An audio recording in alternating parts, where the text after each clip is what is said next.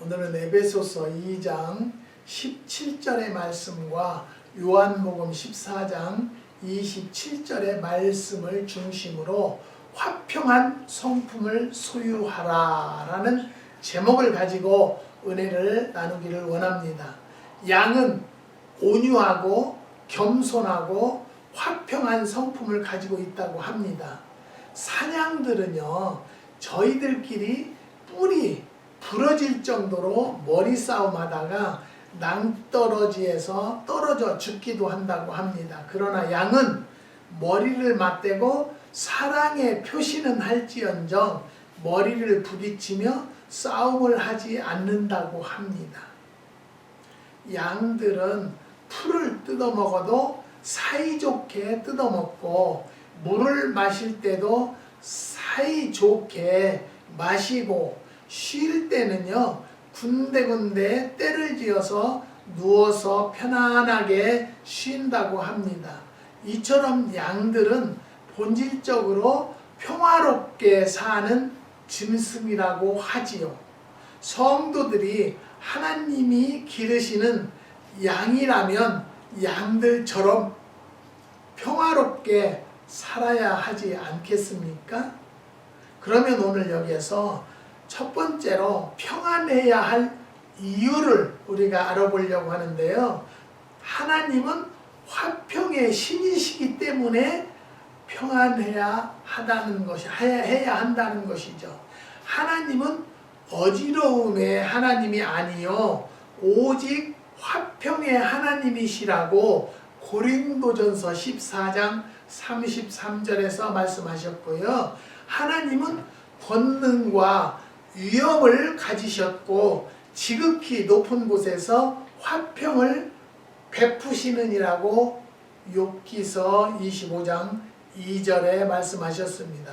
또 내가 또 그들과 화평의 언약을 세우고 악한 짐승을 그 땅에서 고치게 하리니 그들이 빈들에 평안히 거하며 숲을 가운데서 잘지라. 에스겔서 34장 25절에 기록되어 있습니다.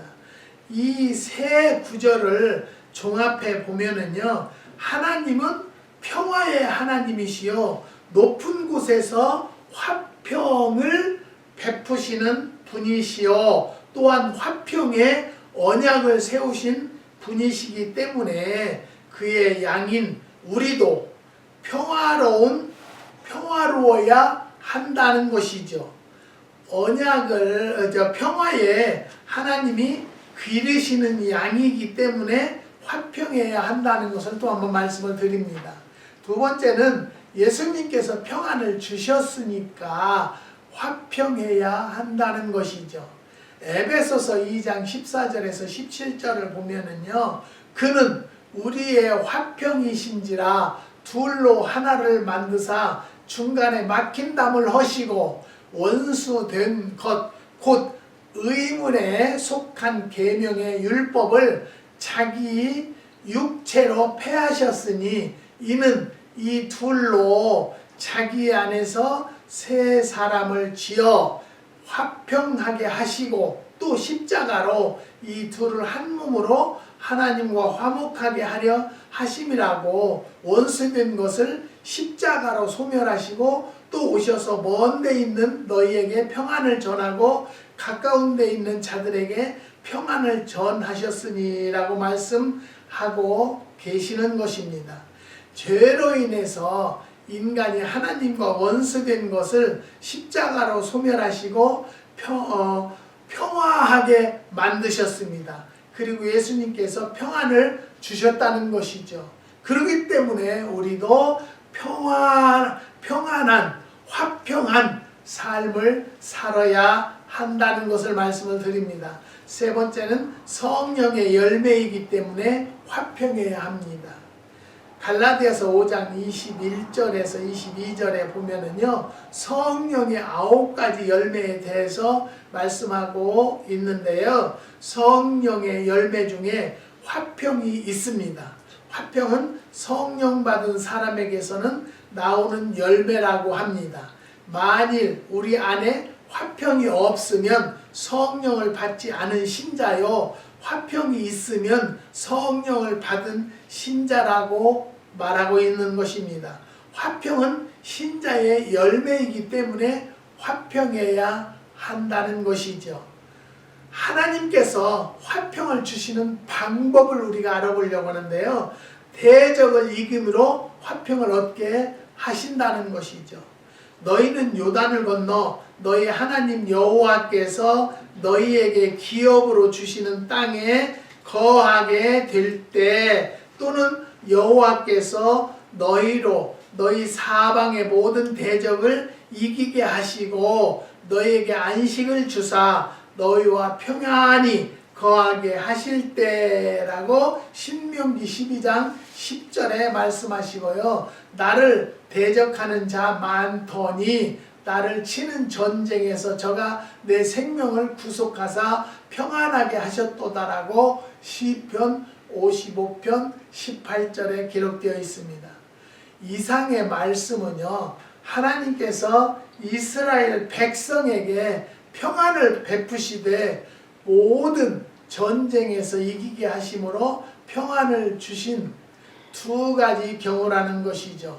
전쟁은 나라와 민족과 전 세계를 환난과 죽음으로 몰아넣으며 인간이 당하는 고난 중에 대표적인 고난이라고 할 수 있는 것이죠. 전쟁에서 평안을 얻는 방법은 승리밖에 없습니다. 그러므로 이스라엘에게 승리를 주심으로 평안을 누리게 했습니다. 인간들이 개인적으로 어떤 싸움에 처하였을 때 큰 싸움이나 작은 싸움이나 괴롭다는 것이죠. 그러나 그 싸움에서 이기게 되면 마음의 평안을 얻게 되는 것이 사실입니다. 사랑하는 성도 여러분, 우리는 어떠한 삶 속에서도 그 전쟁터나 같아요. 흔히들 말하죠. 6.25 전쟁은 전쟁도 아니래요. 요즘의 삶이 얼마나 강팍하고 힘든 삶인지 몰라요. 이런 속에서도 우리 주님과 동행하는 자들은 꼭 화평할 줄 믿습니다. 마음의 평안을 얻으신 줄을 믿습니다. 지난번에 테넌트 고수를 해서 재판을 했는데요. 저는 하나님 이기게 해주세요라고 기도한 것이 아니라, 하나님 이 재판은 진실을 가리는 재판이 되게 해달라고 해가지고 진실을 가려줬어요. 그래서 판결문이 그 전에 기도원 쪽으로 왔는데 거기서 사는 분이 그냥 보냈대요. 받지 않겠다고. 그랬다고 거기에 우리 에이전트가 인터넷에 들어가 보니까 받는 것을 수신 거부를 해서 답이 왔는데 이거는 종결됐다. 거기에 이제 있어서 그것을 카피해가지고 그걸 저한테 보내줬는데요. 이 삶이요, 하나를 보면 열을 알게 돼 있어요. 사랑하는 성도 여러분, 내가 어느 곳에 가서 말 한마디를 하더라도요, 정말로 내 행동을 한 가지를 하더라도요, 주님께서 나에게 주신 화평한 마음으로 행하면 주님께서 그 안에서 역사하신다는 것을 믿으시기 바랍니다. 그 다음에 기업을 주어서 평안하게 하시는 것입니다. 하나님께서는 우리에게 화평을 주시는 방법은 전쟁의 재앙에서 벗어난 후에 사람들에게 가장 중요한 것은 기업이라고 합니다. 필요한 식량과 일상생활, 필수품과 농사와 공장과 상업과 기타, 민생과 국가 발전을 위한 여러 가지 기업이 있어야 합니다. 이와 같은 기업은요, 하나님이 주시는 것이죠. 나라가 평안으로 안정되고 각종 기업이 잘 운영되어서 백성들의 생활이 풍성하게 되면 큰 평안이 아닐 수가 없다는 것이죠. 인간의 생활 중에 의식주 문제가 해결된다는 것은요, 인간 생활에 큰 평안이 아닐 수가 없지요. 지난 토요일 날은 랭캐스터에서 세 분의 권사님과 집사님들이 오셨는데요. 한 권사님은 이 관절이 틀어지고 부었대요. 그리고 저녁에 잘 때는 엄청 쑤신대요. 제가 권사님 그냥 속는셈 치고 제가 드리는 거 한번 잡숴 보실래요? 그랬더니 뭔데요? 그래서 백년초입니다. 그래서 그걸 한 병을 주셨는데 옆에서 듣던 권사님 한 분이 권사님 내가 가시오가피 한 달치 데려서 사서 드릴게 가시오가피 잡숴봐 그래요. 그래서 잡수기 전에 이 백년초를 먼저 잡수세요. 그래서 한 병을 드리고 이제 주일날 데려서 월요일날 가시오가피는 보내드렸는데요. 월요일날 전화가 왔어요. 전화지 권사님이 목사님 그거 나 준 거 뭐지요? 그 먼저 나 준 거 있잖아요. 관절염 그 무릎 손가락이 아프다고 해서 그 백년초요. 그랬더니 그것을 내가 주일날 오는 날 저녁에 먹었고 토요일날 저녁에 먹었고 주일날 3번 4번 먹었고요. 월요일날 아침 먹었어요. 그러니까 날짜로는 3일 정도 먹었어요. 이틀 정확하게는 이틀 먹었는데요. 자는데 주일날 저녁에 자는데요. 손가락이 확실히 덜 아프고 부기가 가라앉았다는 거예요. 그래서 저는 하나님 앞에 기도하는 것은 그래요.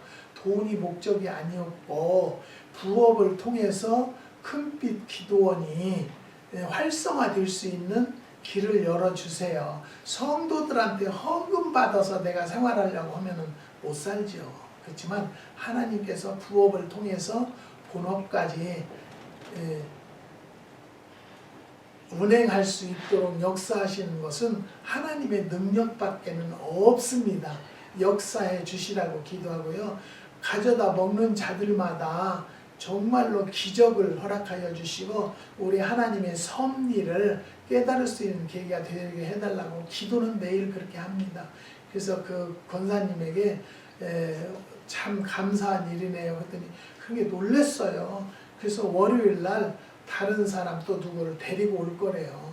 그래서 내가 권사님 누구 데리고 오려고 그러지 마세요. 80이 넘으셨대요. 근데 운전해 갖고 오시는 거예요. 그래서 그 운전하는 것도 쉽지 않으니까 그냥 권사님이나 가져다 잡수고 건강 휴고 가면 돼요. 그때 목사님 그런 말씀 하지 마세요.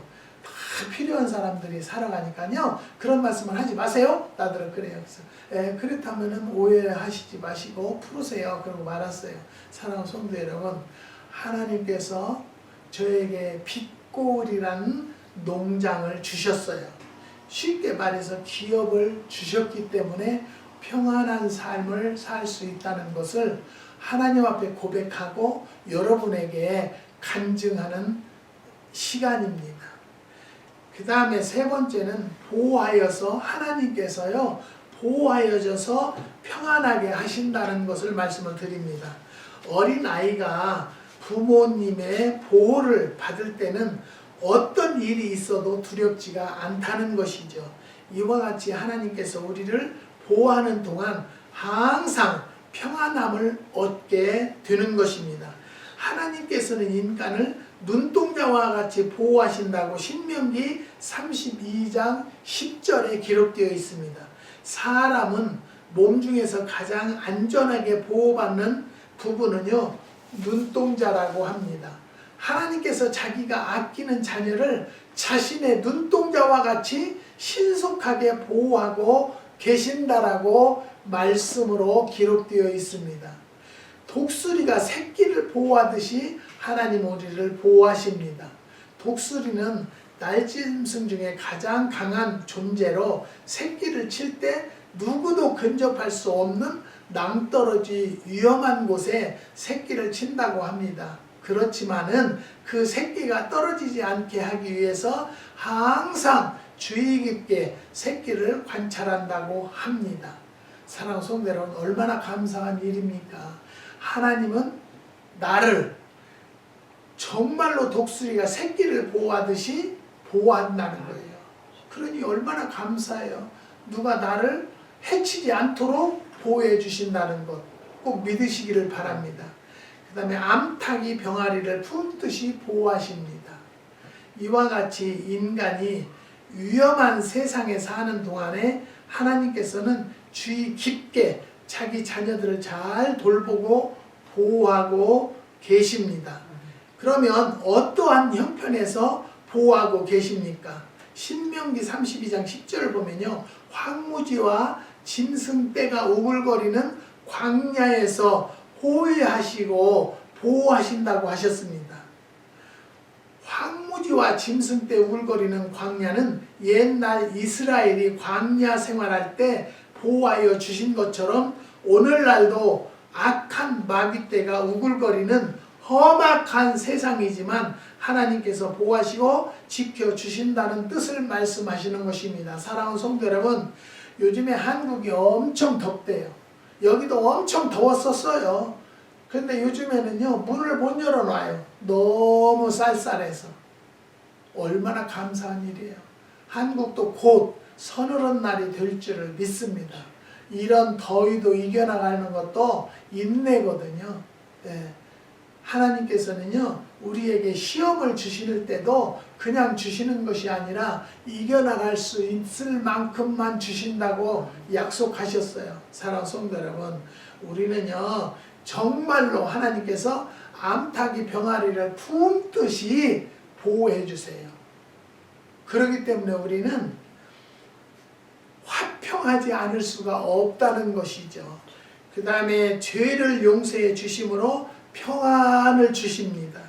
죄는 인간에게 가장 큰 괴로움을 주고 있습니다. 죄로 인해서 괴로움 받을 때 해결 방법은 용서받는 길밖에는 없다는 것이죠. 막달라 마리아는요, 너무나 많은 죄를 지은 여자였다는 것이죠. 항상 죄 때문에 고통을 받고 있던 중에 시몬이란 사람 집에 예수님께서 오셨다는 소식을 듣고 시몬의 집으로 가서 예수님 발밑에 엎드려 회개의 눈물을 흘리고 자기 머리털로 예수님의 발을 닦았다고 합니다. 이때 예수님께서 막달라 마리아에게 말씀하시기를 내 믿음이 너를 구원했다, 평안히 가라고 하였습니다. 죄로 고민하는 막달라 마리아는요, 예수님 앞에 회개하고 용서를 받은 후 평안한 마음으로 돌아갔다는 거지요. 하나님께서는요, 죄를 용서해 주시고 평안을 주시는 것입니다. 사랑하는 성도 여러분, 이제 9월 15일은 한국에서 한 가족이 세 식구가 미국을 옵니다.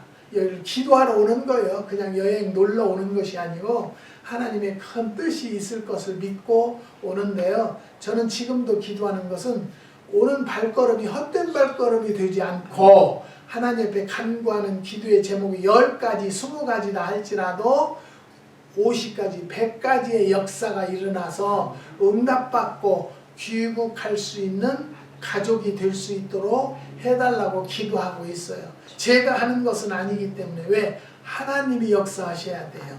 건강 때문에, 진로 때문에, 사업 때문에 오시는 분들이기 때문에 분명히 이번 기회에 하나님의 놀라운 역사하심이 일어날 줄을 믿고 기도하고 기대하고 있습니다.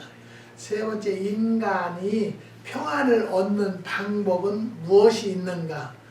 그리스도를 영접함으로 평안을 얻는다는 것이죠. 내 안에서 평안하게 하려 함이라. 누가복음 16장 33절. 너희에게 평강이 있을지어다. 누가복음 24장 36절에 만유의 주 되신 그리스도로 말미암아 평화의 복음을 전하사. 사도행전 10장 36절에 평화의 주님을 모시거나 우리가 평화의 주님 안에 거하면 평안을 누리게 된다는 것을 확신합니다. 사람은 괴로움 속에 거하면 괴롭고 평안 속에 있으면 평안합니다. 예수 그리스도는 평안이요 평안을 주시는 자요 전하는 자라는 것을 또 한 번 말씀을 드립니다. 그리스도를 영접하면 평안합니다. 아멘입니까? 사랑하는 성도 여러분, 두 번째는 성경 말씀대로 행하면 평안을 얻습니다. 너희는 내게 배우고 받고 듣고 본 바를 행하라. 그리하면 평강에 하나님이 너와 함께 계시니라고 빌립보서 4장 9절에 말씀하셨습니다. 무릇 이 규례를 행하는 자에게와 하나님의 이스라엘에게 평강과 국률이 있을지어다라고 갈라디아서 6장 16절에 말씀하셨습니다. 내 마음으로 나의 명령을 지키라. 그리하면 그것이 너로 장수하여 많은 해를 누리게 하며 평강을 더하게 한다라고 잠언서 3장 1절에서 2절에 말씀하셨습니다. 위의 말씀을 보면요, 성경 말씀대로 행하면 평안하다고 했다는 것이죠. 당연한 말씀이 아닙니까? 성경 말씀은 진리의 말씀이기 때문입니다. 진리대로 사는 사람은 항상 마음이 편하고 가정이 편하고 사업이 편합니다. 성경 말씀대로 의롭게 살고 착하게 살고 있는 사람은 항상 마음에 평강이 있다는 것을 확신합니다. 선을 행하는 각 사람에게는 영광과 존귀와 평강이 있다라고 로마서 2장 10절에 말씀하셨습니다. 진리대로 선하게 사는 사람은 평강이 있다는 것을 할렐루야입니다. 사랑하는 성도 여러분, 우리는 말씀에 입각해서 살자라는 것이죠. 우리가 하나님을 믿으면요, 말씀대로 순종하고 말씀대로 행하고자 노력하자는 거예요. 그렇게 100%는 할 수는 없지만 최선을 다하는 그 중심의 분량대로 아버지는 그 중심을 보시고 역사하시는 분이기 때문에 내가 정말로 과거에는 이렇게 악한 사람이었고 마음속이 더러운 사람이었지만 이제는 주님을 영접하고는 정말로 선한 사람, 행복한 사람이 되려고 노력하자는 말씀을 드리는 것입니다. 세 번째, 바르게 행하는 자는 평안을 얻는다는 거죠. 그는 평안에 들어갔나니 무릇 정의를 행하는 자는 자기들의 침상에서 편히 쉬리라고 시편 27편 2절에 말씀하셨습니다. 악을 행하고 거짓을 행하고 양심을 속이고 협잡, 도적질, 강탈하며 사는 자는 항상 초조하고 불안하고 괴롭게 살게 된다는 것이죠. 그러나 바르게 사는 사람은요, 누구에게 책 잡힐 일이 없고 남을 해친 일이 없고 미움받을 일이 없기 때문에 마음이 항상 편안하다는 것이죠. 그러므로 이사야 선지는요, 정도를 걷는 자는 항상 평안을 누리면서 살겠다고 하였습니다. 네 번째는 속에 소금을 두면 평화를 얻는다고 합니다. 예수께서 화목하는 방법을 우리에게 가르쳐 주셨는데요. 마가복음 9장 40절에 소금을 두고 화목하라고 말씀하시면서 소금은 화목하는 방법을 가르쳐 주셨습니다. 첫 번째 소금은요, 부드럽게 하는 성질이 있다는 것이죠. 딱딱하던 채소에 소금을 치면 부드러워져서 서로 잘 화합되는 것처럼 딱딱한 마음 위에 소금을 쳐서 우리들의 성미를 부드럽게 만들면 우리 간의 화목이 이루어진다는 것이죠. 이 방법으로 가정, 교회, 사회, 나라 등 어디서든지 평화를 유지할 수가 있다는 것입니다. 어제는요, 사모님에게 카톡이 왔는데요, 너무너무 저거 사모님한테 감사하다고, 너무너무 감사하고 눈물 날 정도로 감사하다고 카톡이 왔어요. 그래서 왜 그러는가 했는데, 하나님을 믿지 않았던 분이에요. 과거에 하나님을 믿다가 시집을 가면서 불교라 이제 하나님을 믿지 못했어요. 그래서 시어머님한테 어머님 돌아가시면 나는 교회 나갈 거예요. 그랬는데 뭐 40여 년을 이제 그냥 살았잖아요. 그런데 시어머님이 돌아가셨대요. 돌아가셔서 교회를 나가라. 어느 교회를 갈 거냐. 뭐 조카가 교회를 하는데 거기 나갈까? 거기도 가지 마라. 큰 교회 가지 마라. 그리고 그 가까운 교회에 그냥 그 신앙생활 하기는 가까운 교회가 좋으니까 가까운 교회를 가려고 했는데요. 교회를 잘 결정을 했어요. 사모님이 지난번에 한국에 갔을 때 그 교회 가서 예배를 드렸는데 감리 교인데도 정말로 은혜롭더래요. 그리고 교인들도 사랑도 많고 되게 좋더래요. 그래서 거기 가보니까 좋더라. 거기 괜찮겠더라. 가보라. 그래 가라. 그래서 그 교회를 가서 지금 4번 갔나요? 그러는데 목사님 설교 들을 때마다 너무너무 감사하고 눈물이 막 쏟아지더래요.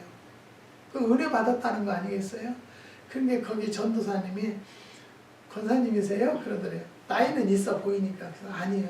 평신도인데요. 다른 교회는 안 갈 거예요. 그래서 내가 조금 더 기도하고 등록을 할게요. 아 그러세요? 그랬대요. 근데 어제 예배를 드리고 너무너무 교회를 잘 결정하고 교회를 나오기를 잘했다고 감사하다고 카톡이 왔다는 거예요. 그럼 우리는요 안 먹어도 배불러요. 한 분의 생명을 주님 앞으로 이끌었다는 것 자체만도 우리는 얼마나 감사한지 몰라요. 그래서 저도 어떤 분이 답답하다. 그러니까 한국에서 여기까지 몇백만 원 들여서 비행기 타고 오지 않아요. 근데 와 그 몇백만 원 들이고 온 것을 후회하면 되겠어요? 그러니까 내가 기도 안 할 수가 없어요. 하나님 후회하지 않는 발걸음이 되게 해주시고 여기 오는 목적이 한 가지를 가지고 왔다라면 100가지로 응답을 하셔서 이루어지는 꿈을 받고 돌아가는 발걸음이 되게 해달라. 병원에서는 고칠 수가 없대요. 병원에 어떻게 할 수가 없대요. 그래서 오는 거예요. 그러면 내가 하는 것은 아니니까요. 하나님이 역사해 주지 않으면 내가 어떻게 하겠어요. 하지만 하나님께서 분명히 타치해 주시는 줄을 믿습니다. 여기에 열흘 있다 가신대요. 10일간. 그래서 우리는 10일간 그분들을 위해서 최선을 다하려고 준비하고 있습니다. 여러분들도 생각하는 자들마다 기도해 주시기 바랍니다. 누군지는 몰라도 한국에서 미국까지 하나님 앞에 기도하기 위해서 가는 발걸음들이 헛발걸음이 되지 않도록 역사해 달라고. 소금은요 부드럽게도 하는 성질이 있다는 거죠. 그러니까 빳빳한 배추들도 소금만 뿌려놓으면 부드러워지잖아요. 우리도 우리 안에 성령이 임재하시면 부드러운 삶이 살아갈 수 있는 성도들이 되시기를 주님의 이름으로 다시 한번 부탁을 드리는 바입니다. 두 번째, 소금은요 희생정신이 있다는 것이죠. 소금은 녹음으로 자기의 사명을 다한다고 합니다. 소금이 녹지 않으면 그 사명을 다할 수가 없는 것이죠. 이것은 희생과 양보를 뜻하는데요. 희생과 양보가 있는 곳에는 절대로 싸움이 없다는 것이죠. 내가 손해보지 않으려고 싸우는데 내가 손해보고 말면 싸울 필요가 없다는 것이죠. 이것이 예수님의 화목 방법입니다. 어제는 잠깐 그 방송을 보는데요. 어머니는 치매가 걸리셨어요. 자녀는 5이래요. 그런데 둘째 아들이 어느 날 갑자기 들어와서 어머니를 보호한다고 사는데 어머니를 얼마나 때리는지 몰라요. 어머니 치매 걸렸으니까 자기 마음에 안 들겠죠. 근데 결론은 뭐냐면요. 그 집을 차지하려고 들어와서 사는 거예요. 여러분 자식도 그래요. 자식도 올바로 양육시키지만 내가 항상 말씀드리죠. 자녀들에게요. 정말로 양육을 성경 말씀으로 입각해서 마음판에 새겨줘야 돼요. 그래서 정말로 인성교육이 돼야 돼요. 막 동생이고 형이고 무조건 뜻대로 배는 거예요. 그 동생의 남편을 얼마나 뗐는데 뇌진탕이 됐대요. 그것은 결론은 뭐냐면 그 집을 어머니가 빨리 죽어서 그 집을 빨리 차지하려고 한다는 거예요. 한국의 기사를 보면요. 우리가 상상을 완전히 초월하는 기사들이 얼마나 많이 나오는지 안타까워요. 우리 그리스도인들이 나라와 민족을 위해서 기도해야 된다는 때가 됐다는 것을 말씀을 드리는 것입니다. 소금은요. 맛으로 화목할 수 있다는 것을 말씀드립니다. 소금의 사명은 좋은 맛을 내는 것입니다. 소금을 쳐서 부드럽게 해서 화목하고 소금을 쳐서 서로 희생하고 양보하고 화평을 조성하면 좋은 맛, 좋은 분위기, 좋은 환경을 만들게 되고 모든 관계가 부드러워지면 오랫동안 평안한 관계를 유지할 수가 있다는 것을 말씀을 드립니다. 예수님께서 소금 속에서 평화의 방법을 발견해서 우리들의 평화롭게 되는 방법으로 사용하라고 하셨습니다. 교회 안에서도요, 교인들이 성도 간의 맛을 잃었기 때문에 교회가 시끄럽고 쌈이 나는 거예요. 맛으로 화목할 수 있는 것을 깨닫고요, 정말로 나를 죽이세요. 나의 모든 것을 놓으세요. 내 자존심과 내 그 잘난 맛을 가지고 있으면요, 화목을 할 수가 없다는 것을, 여러분, 김치도 소금에 절여져야 양념이 화합을 이루어서 제맛을 이룰 수 있다는 것을 말씀을 드리는 것입니다. 그 다음에 화평의 범위를 생각해 보는데요. 첫 번째는 하나님과 평안한 관계를 가져야 합니다. 아담과 하와가 하나님 앞에 범죄함으로 하나님 앞에서 쫓겨났습니다. 예수 그리스도가 인간의 죄 문제를 해결하시기 위해서 십자가에 달려 돌아가심으로 하나님과 인간의 사이가 다시 화평한 관계를 회복하게 되었다는 것입니다. 사도 바울은요, 로마서 5장 1절에 그러므로 우리가 믿음으로 의롭다 하심을 얻었은 즉 우리 주 예수 그리스도 말미암아 하나님으로 더불어 화평을 누리자 하였고, 고린도후서 5장 20절에서는 하나님과 화목하라 하였고, 에베소서 2장 16절에서는요 십자가로 하나님과 화목하게 하셨다라고 했습니다. 죄 때문에 하나님과 인간 사이에 깨어진 화목이 예수님의 십자가로 다시 화목하게 되었다는 것이죠. 그러므로 예수 그리스도를 믿고 하나님의 뜻대로 사는 길이 하나님과 화목을 유지하는 길입니다. 그러나 인간이 다시 범죄하면 하나님과 인간 사이가 다시 단절되게 됩니다. 그러므로 죄를 짓지 않고 의롭게 사는 길만이 하나님과 화평을 유지하는 길이라는 것을 분명히 말씀을 드립니다. 그 다음에 두 번째 화평의 범위는요, 가정 안에서 화평을 누립시다. 부모와 자녀 간의 화평이 있어야 하는데요, 부모 자녀 간에 화평하는 방법은 자녀가 부모님께 정성을 다해서 효도하고 부모는 자녀들을 노엽게 말고 극진히 사랑하고 이해하고 너그럽게 대하면 화목하게 된다는 것이죠. 요즘에는 한국의 태권도장에서요, 아이를 그 3살 먹은 것을 매트에 이렇게 마른데 안에다 끼워 넣어놨어요. 그래서 그 시험을 해보니까요, 4분인가 되니까 어른이 들어갔는데 2분인가 되니까 숨을 못 쉬겠더래요. 그러니까 발을 막 저은 거예요. 빨리 빼놔라고. 그런데 얘를 46분을 놔줬어요. 27분? 그렇게 오래 놔뒀어요. 애가 죽었어요. 태권도장 사범 관장이, 그 태권도 관장들 사범들이요, 애들한테 그렇게 학대를 하는 일이 얼마나 많은지 몰라요. 여기서 그렇게 하면요, 형이 100년, 200년 그렇게 떨어져요. 그리고 풀어주지를 않아요. 아동들에게 학대하면요. 여기는 아이들에게 때리기만 해도, 뭘 들고 아이에게 야단만 쳐도 누가 신고를 해서 경찰이 왔는데 이걸 들고 있었다면요, 아동 학대죄로 대번에 걸려 들어가요. 한국도 미국같이 좀 법을 강하게 했으면 좋겠어요. 그런데 사람을 죽여도 뭐 깨달았다, 뉘우쳤다, 형이 그냥 형편없는 형으로 떨어져요. 안타까워요. 그런 것을 볼 때는. 그런 일을 안 해야 되지만 얼마나 음주운전을 지금 조사하고 하지 말라고 하냐.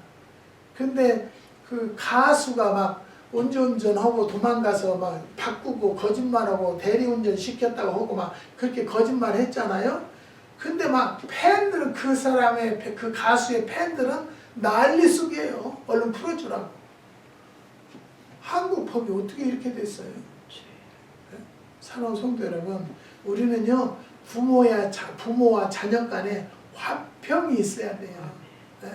그러니까 요즘에는 치매가, 저는 항상 내가 기도하고 말씀드리는 것은요, 치매가 그 어떤 병보다도 최고로 무서워요.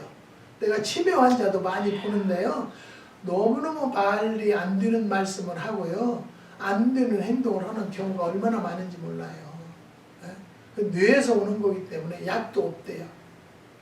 그래서 뭐 보니까 뭐 쇠기름이 오메가3도 많고 식품 중에 많다고 해서 열심히 먹고 있어요. 저는 그걸로 당뇨 잡았기 때문에. 사랑하는 성도 여러분, 정말로 부모들이 자녀들에게 인성교육을 잘 시키고요, 성경 말씀에 입각해서 교육을 시키고 마음판에 성경 말씀을 새기는 가정이 되기 위해서 가정예배를 드려야 되고요, 기도 생활을 훈련시켜야 된다는 것을 말씀을 드립니다. 그 다음에 가정 안에서 화평을 누리는 것은요, 부부간에 화평이 있어야 합니다. 처음 사랑을 잊지 말고 서로 협조하며 존경하고 이해하고 아끼며 용서하고 상대를 자기 몸과 같이 생각하면 부부간의 화목을 이루게 된다는 것이죠. 세 번째는 형제 간에 화평이 있어야 합니다. 형은 동생을 사랑하고 동생은 형을 높여주고 서로 양보하고 어려운 일은 서로 돕고 서로 이해하며 지내며 화평을 유지하게 된다는 것이죠. 사랑하는 성도 여러분, 성도는 하나님이 기르시는 양이기 때문에 양의 화평한 마음을 품고 어디서나 평안하게 살아야 한다는 것을 분명히 말씀드립니다. 우리는 하나님의 직접적으로 훈련을 받는 성도들입니다. 양들입니다. 그렇기 때문에 그 양과 같이 정말로 성도다운 삶을 사는 성도들이 되시기를 주님의 이름으로 축원을 드립니다. 기도하십니다. 하나님 감사합니다. 주님께서 오늘도 화평한 성품을 소유하자라는 말씀을 가지고 상고해 보았습니다. 하나님 말씀대로 순종하는 성도들이 될 수 있도록 역사하여 주시고 인도하여 주시옵소서. 하나님 앞에 간절히 간구하기는 한국의 6가정을 위하여 간구합니다.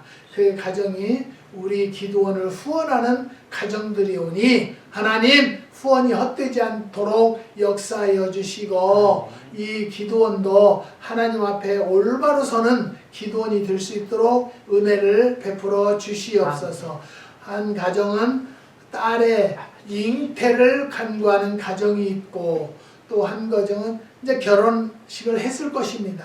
새로운 가정으로 행복함을 영위하는 가정이 될 수 있도록 인도하여 주시옵소서. 자녀들의 앞날을 위해서 간구하고 남편의 건강을 위해서 간구하고 또 오렌지 카운티의 조정의 권사님과 조병식 집사님 이제 사업을 오래 했습니다.